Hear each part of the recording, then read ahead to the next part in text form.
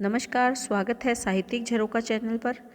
आज हम करेंगे प्रगतिवादी काव्य की प्रवृत्तियाँ।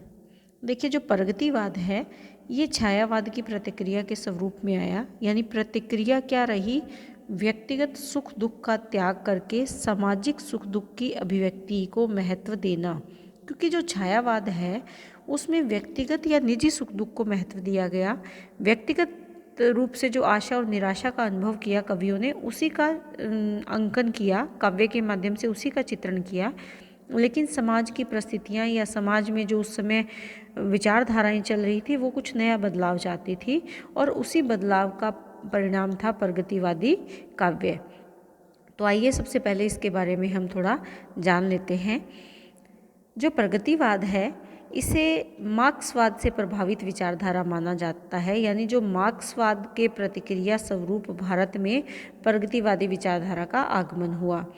राजनीति के क्षेत्र में इसे साम्यवाद कहा गया, समाज के क्षेत्र में इसे समाजवाद कहा गया, दार्शनिक क्षेत्र में द्वंद्वात्मक भौतिकवाद नाम दिया गया, तो साहित्य के क्षेत्र में इसी विचारधारा को प्रगतिवाद नाम दिया गया।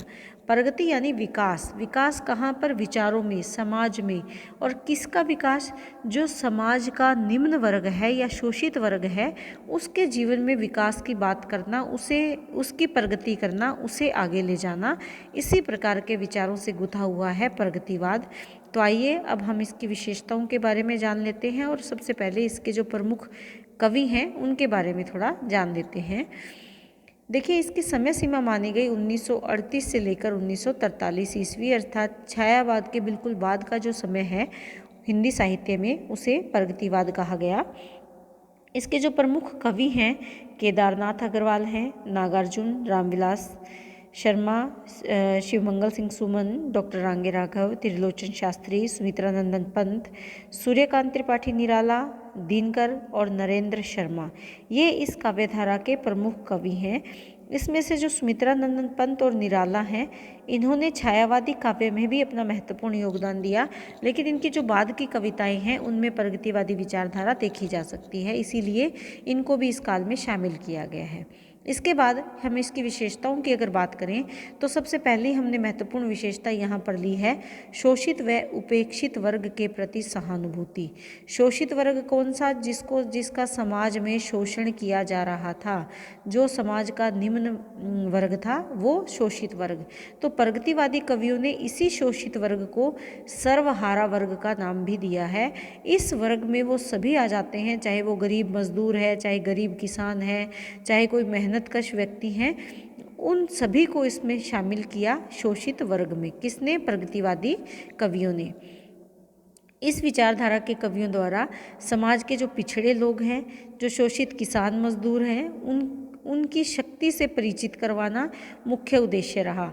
केवल काव्य की ही रचना नहीं की, बल्कि इन लोगों को, जो शोषित वर्ग है, उस शोषित वर्ग को उनकी शक्ति से परिचित करवाने का प्रयास किया प्रगतिवादी कवियों ने, और उन्हें जगाने का प्रयास किया कि अगर वो एकजुट हो जाते हैं, अगर वो संगठित हो जाते हैं, तो उनमें भी बहुत अधिक ताकत है, वो भी समाज को बदल सकते हैं, उन पर जो अत्याचार हो रहे हैं उनको समाप्त कर सकते हैं। तो केवल काव्य की रचना ही नहीं की, अपितु इन लोगों को उनकी स्वयं की शक्ति से परिचित करवाने का प्रयास भी किया, ताकि उनको जागृत किया जा सके, जिससे कि वो अपने जीवन में बदलाव ला सकें और खुद इसके लिए प्रयास करें। दूसरी इसकी विशेषता है शोषकों व पूंजीपतियों का विरोध। तो पहले तो हमने बात की कि कैसे उन्होंने गरीब लोगों को जागृत करने का प्रयास किया, उन्हें इस बात के लिए उत्साहित किया कि वो खुद की शक्ति पहचाने। दूसरा, जो पूंजीपति वर्ग था, जो धनवान वर्ग था, उसका इन्होंने विरोध किया। सामंती जो व्यवस्था थी उसके विनाश के लिए साम्यवादी सिद्धांत, मैंने जैसे अभी बताया था पीछे, साम्यवादी सिद्धांत और जो प्रगतिवादी विचारधारा है एक ही बात है। तो उन्होंने इसी सामंती व्यवस्था को समाप्त करने के लिए साम्यवादी सिद्धांत का समर्थन किया। साम्यवादी सिद्धांत क्या कहता है? सब में समता या समानता की बात करता है साम्यवादी सिद्धांत।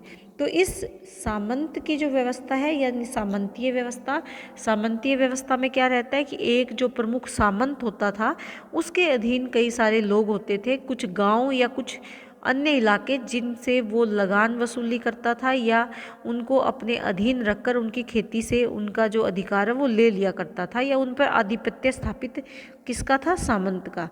तो सामंती व्यवस्था का इन्होंने विरोध किया है। आगे क्या कहते हैं?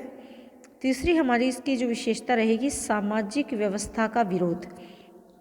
देखिए, क्योंकि पूंजीपति समाज था जो उन्हीं के अधीन था, जो अपनी विचारधारा को लागू करने के पक्षधर थे। कौन लोग लागू कर सकते थे? जिनके पास धन है, जिनके पास पूंजी है।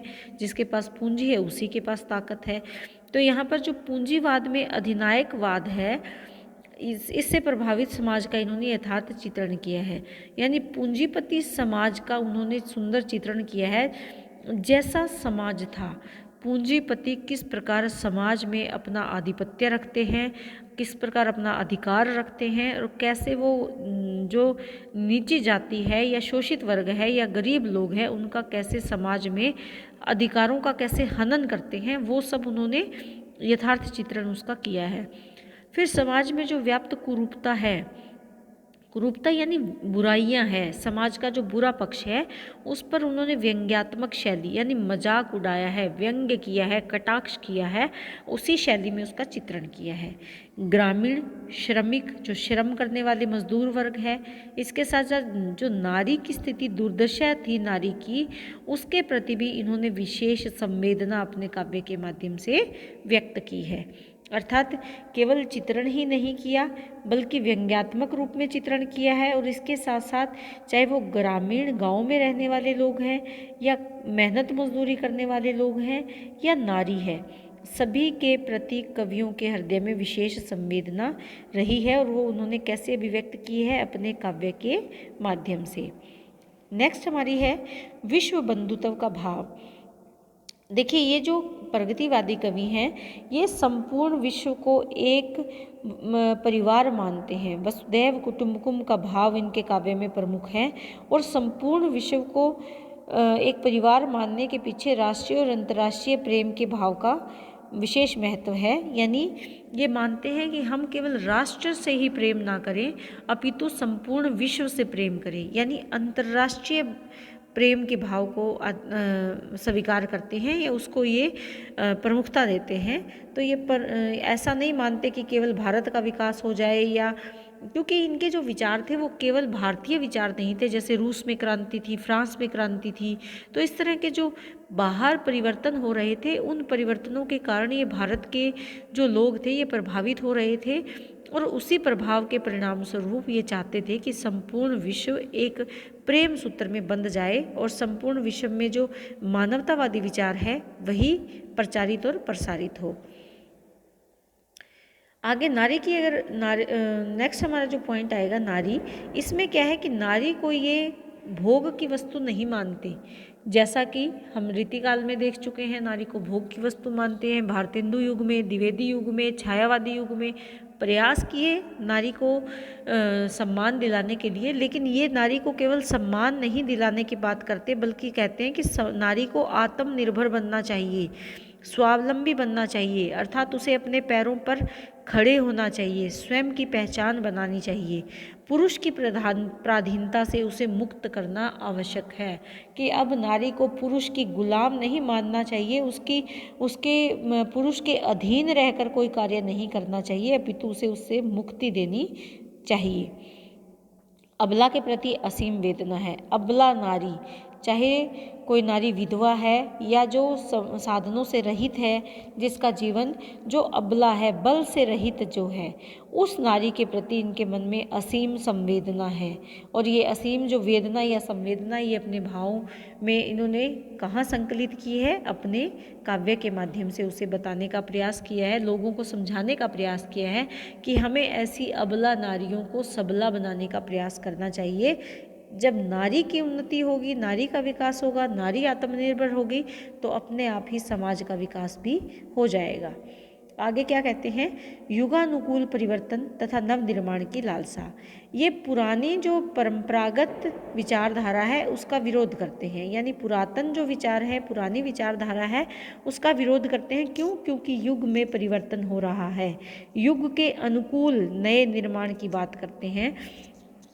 अगर हमें नवीन उज्जवल भविष्य की कामना करनी है तो हमें बदलाव लाना होगा प्राचीन रूढ़ियों में और रीति रिवाजों में।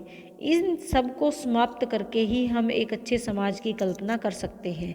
समाज में अगर नए युग का प्रारंभ होगा तो अपने आप ही समाज का नया विकास भी हो जाएगा। तो ये इन्होंने अपने काव्य के माध्यम से कल्पना की है। किसकी कल्पना की है? नए समाज की, जो शिक्षित समाज है, आत्मनिर्भर समाज है, जहाँ पर नारी का मान सम्मान ही नहीं बल्कि उसको आत्मनिर्भर बनाने का प्रयास किया जा रहा है, श्रमिक और मजदूर वर्ग को भी उसके संपूर्ण अधिकार दिए जा रहे हैं। ऐसे समाज की उन्होंने कल्पना की है अपने काव्य में। अगर हम ऐसा समाज बनाएंगे तभी हम नए परिवर्तन की उम्मीद कर सकते हैं या कामना कर सकते हैं। आगे है मानवीय शक्ति पर दृढ़ आस्था। देखिए, अब से पहले जो जितने भी हमने, चाहे वो रीति काल है, भक्ति काल है, आधुनिक काल में द्विवेदी युग है या छायावादी युग है, वहाँ पर ईश्वर कहीं न कहीं प्रधान रहा है। ईश्वर की भक्ति कहीं राम के रूप में, कहीं कृष्ण के रूप में की जाती रही है। लेकिन ये ईश्वर शक्ति से कहीं ऊपर मानते हैं मानव की शक्ति, यानी मानवीय शक्ति पर ज़्यादा भरोसा है इनको। इसमें मानव की शक्ति, अदम्य साहस और अटूट लगन, सभी इन विषयों का गान करते हैं। जो सभी इस युग के कवि हैं वो मानव की शक्ति का गान करते हैं, मानव के साहस का गान करते हैं, और इसके साथ साथ मानव मन में अगर अटूट लगन है तो वो समाज को बदल सकता है, नया परिवर्तन ला सकता है। ये क्यों हुआ? क्योंकि उस समय पाश्चात्य जो देश थे वहाँ पर क्रांति चल रही थी। मजदूर वर्ग किसी न किसी रूप में, किसी न किसी देश में क्रांति, मजदूर वर्ग के जो विचार हैं वो क्रांति का रूप ले रहे थे। तो ऐसे में भारत में भी इन विचारों का आगमन निश्चित था। ये ईश्वर अथवा भाग्य की बजाय किसको स्थान देते हैं? मानव को स्थान देते हैं। ये मानते हैं कि ईश्वर और भाग्य का जीवन में कोई स्थान नहीं है। कर्म को प्रधानता मानते हैं, भाग्य को नहीं।